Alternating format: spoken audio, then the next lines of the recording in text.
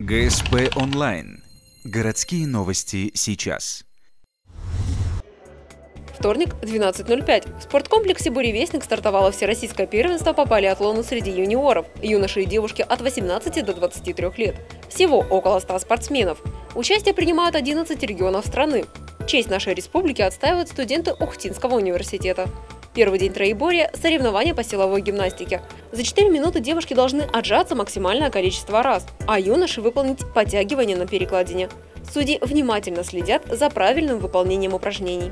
И главное держать линию, чтобы корпус, положение тела было одинаковое. Исходное положение приняли, его нельзя нарушать в течение 4 минут. А у парней это тоже практически нельзя при начальном движении, чтобы пятки выходили назад. Это называется ошибка взмах. Тоже движение не считается. Или подбородок не до конца перешел перекладину, тоже не считается. И зафиксировать исходное положение. Внизу он не должен болтаться. Максимум колебания полстопы. Среди девушек лучший результат – 155 отжиманий. Лучший показатель у юношей – 57 подтягиваний. Оба спортсмена представляют Ивановскую область. Ну а лидере всего первенства пока говорить рано. Результаты первого дня будут суммированы с очками за стрельбу и лыжные гонки. Поэтому победитель определится в финальный день соревнований 13 февраля.